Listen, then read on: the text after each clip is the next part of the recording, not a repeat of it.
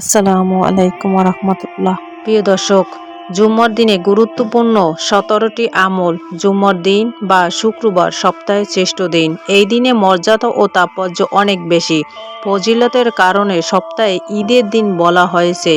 জুম্মার দিনের ফজিলত সম্পর্কে বহু হাদিসে বর্ণিত হয়েছে। আল্লাহ তাআলা বলেন, হে মুমিনগণ, জুম্মার দিনে যখন নামাজের আজান দেওয়া হয় তখন তোমরা আল্লাহকে স্মরণ করে দ্রুত ছুটে যাও এবং বেচাকিনা বন্ধ করো। এটা তোমাদের জন্য কল্যাণকর যদি তোমরা উপলব্ধি করতে পারো।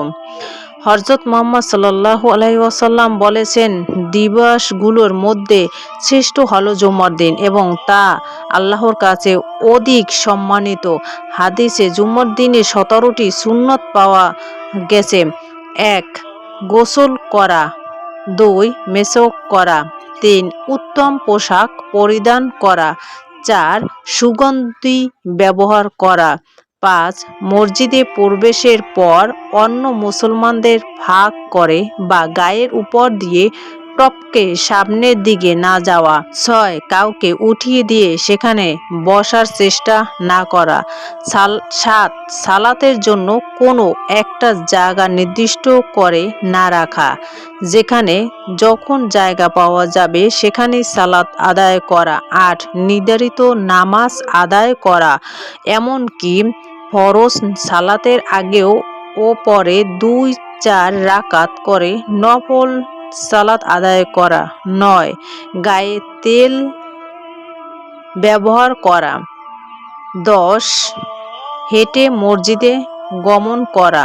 11. মসজিদে যাওয়ার আগে কাঁচা পেঁয়াজ রসুন না খাওয়া ও ধূমপান না করা। 12. ঘুমের ভাব ও তন্দ্রা হলে বসার জায়গা পরিবর্তন করে বসা। 13. ইমামের খুতবা দেওয়া অবস্থায় 2 হাঁটু উঠিয়ে না বসা। 14. খুতবার সময় ইমামের কাছাকাছি বসা। 15. এতটুকু জোরে আওয়াজ করে কোনো কিছু না পড়া বা তেলাওয়াত না করা যাতে অন্য সালাত ক্ষতিগ্রস্ত হয় বা মনোযোগ বিঘ্ন ঘটে।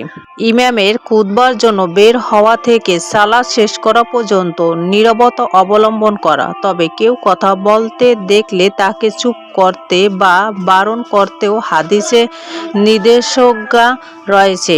17. বেশি বেশি প্রার্থনা